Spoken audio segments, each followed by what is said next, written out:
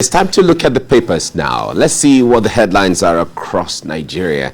Newspapers in Nigeria today, of course, this is a political season, so we will be seeing a lot and lot of the stories from politics.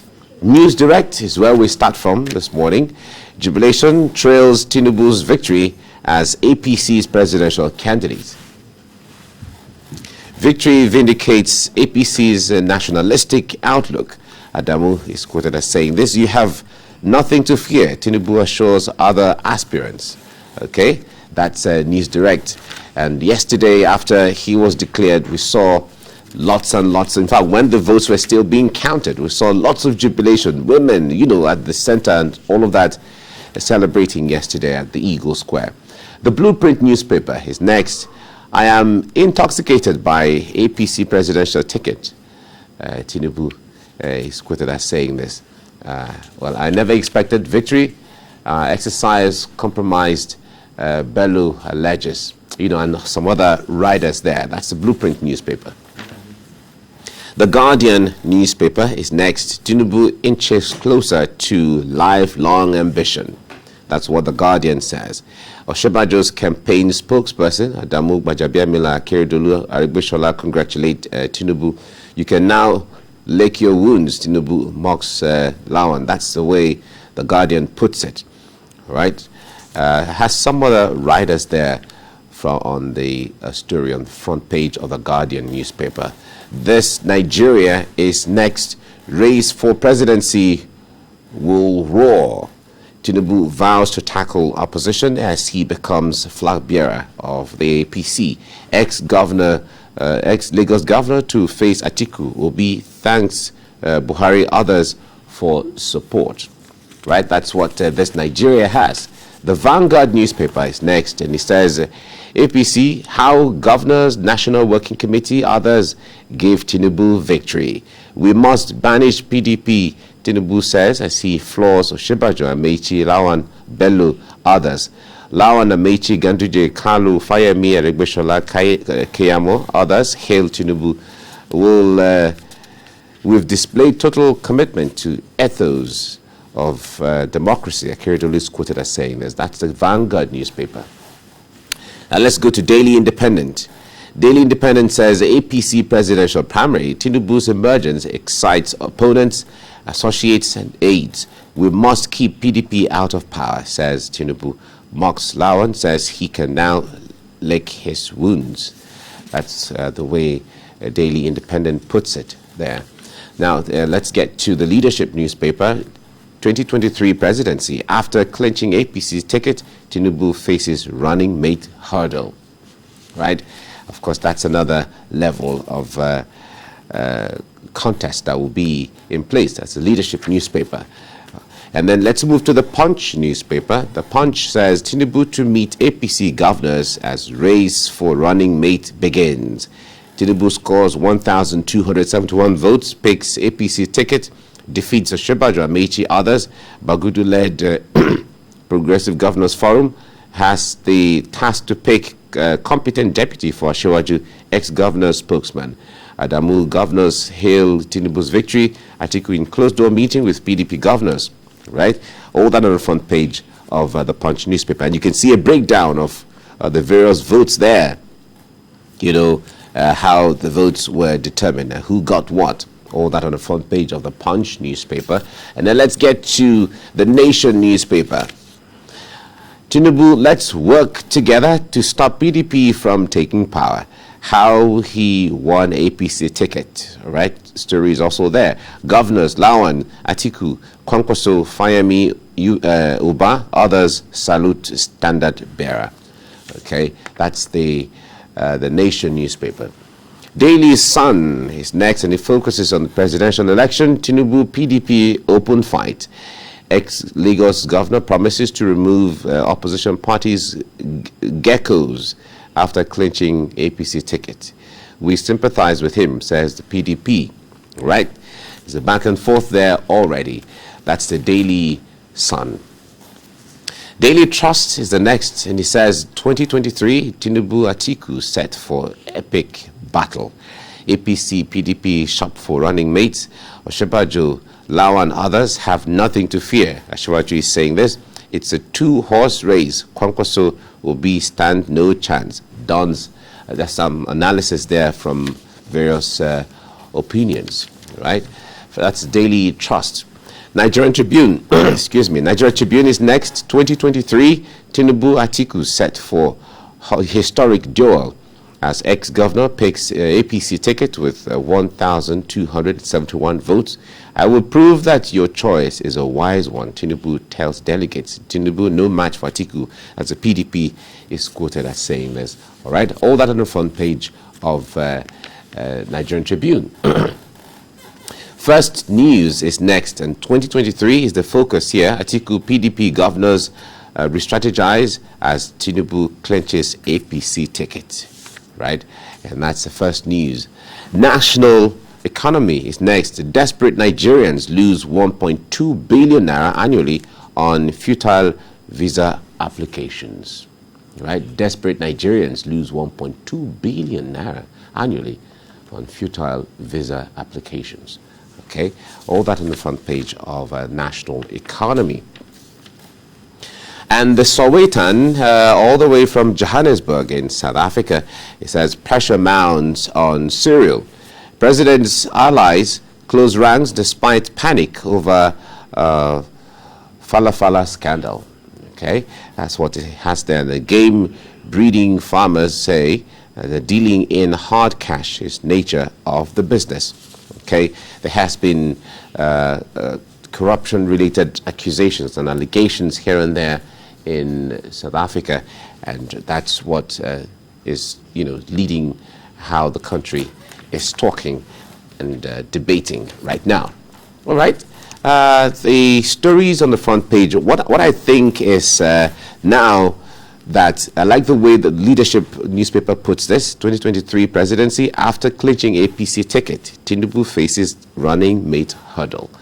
Now, up until now, after the PDP presidential candidate Atiku Abubakar emerged, now the debate, the question, the intrigues, the strategy, and all of that of how the VP ticket or the VP slot will emerge, they're still working on that. That's up to last night. The APC people held a meeting. The governors, APC Northern governors, yes, held a meeting. I think it was in Kasina House. Trying to see who they will pick as or suggest to the candidate as the vice president. So the battle has begun. But we need to do some postmortem of yesterday's victory. You see, we noted something in this APC ticket, which is what they call delusion of grandeur. Who were all those people who were the puppeteers telling various people to run for the ticket? Who were those people who pumped up the egos of all those people who went to spend 100 million to the party? These were businessmen or con men as friends telling, hey, go and run. I think the president likes you. You go and run. I think the president likes you. Bring the money. Bring the money, we'll go and work for you. That was all. They turned the presidency into a racketeering machine. This is really bad. So they created an atmosphere of frenetic zest for power. And they pumped up the egos of people whose egos were already fragile. There was this character. There's this character in Shakespeare's play, Twelfth Night, Malvolio. Twelfth Night, Malvolio. Who was made to believe that, the lady of the house, Olivia, that actually has an eye for him. So, one character called Feste, F-E-S-T-E. Now, because this guy has so much ego, they say, okay, what we are going to do is that we are going to pretend that the woman of the house actually loves him and will write a letter to Marvolio and ask him to dress in a certain way so that he can really like him more. And he calls him, says, some are born great, some achieve greatness, some have greatness, trust upon them, and so on. And started praising him, say, wear your garter, was. Maybe we'll tell him, wear your suit in modern way, put your tie everywhere, so like. Then he himself too, he goes to the stage and he dresses like that, and everybody's mocking him. Not knowing that. The woman, and the woman is surprised. Why you like that? But you are the one that said I should dress like this. Yeah, and they started quoting the letter to the woman. The woman has nothing to do. Nothing about the woman. Which she never wrote. That is what they turned all of this president, including the vice president. The vice president himself was so mocked that his people went to sponsor a map in a newspaper and gave him most of the states, including Lagos, that they had swept everything. That is how much illusion. And how did it end yesterday? I showed you had 1,271 votes. Even if you scrape the top 271 out of the 1,000, it still beats the vice president. That was what people call a shellac. In fact, a particular analysis went on to say that perhaps that could have been the reason why many of them, except for one aspirant, eagerly signed the clause in the consensus form that they were agreeable to the option of consensus, because word went on to say that they had been assured that if it got to that point, which it could eventually have gotten to, they would get to be picked as the consensus candidate. But then, yes, we can go on and on about, the plethora of candidates, of aspirants that emerged from the APC's, bid for those who wanted to run for president. But the bottom line is, I think it's also instructive to note that Asiwaju Tinubu had said he bears no grudges with anyone. He acknowledged that it was indeed a keenly contested fight now, or duel between him and the others. This pockets of, duel now within the party, that's what fascinates me. It's interesting, but the way it ends doesn't actually look like that. But at the margin, of course, we in fact most delegates and party members knew that it would have ended the way it ended. But the point is, the irony of it is that, like he said, a lot of persons were just waiting on the sidelines to be anointed, waiting for the almighty anointing oil instead of working hard. So you could, in fact, compare all the candidates. Asiwaju was the one traveling from state to state. He had covered almost all the states. Others traveled to a few other states, of course, but then he was the one going from all, crisscrossing the entire country. Some other persons were just waiting on the sidelines. I heard that the president likes me, I might be the anointed one, and all of that instead of working harder. And they're taking advantage, and the people around the president who were using him as carrots, were exploiting the man's ascetic silence. Now doesn't talk much. They now try to read the body. That's what I call the grammar of politics, or the semiotics of politics. That they're trying to use his body language, and everybody read it the way they wanted to read. And if you wanted to make money from from the way he put his hand on his face, you say, oh, that one means Emefiele. The other one means Timi Presiva. The other one means this. So they were telling everybody what they wanted to hear. In the case of the vice president, efforts were made to tell him, step down, you don't have the numbers. Some northern governors went to him, and the president was asleep. They went to him, they wanted to tell him, look, you don't have the numbers, you better step down. This reminds me of what happened in Lagos State under Amber. Some people who could have even saved him wanted to reach him. They couldn't even reach him because it was unreachable. Because even his fellow governors could not even reach him. And it was governor.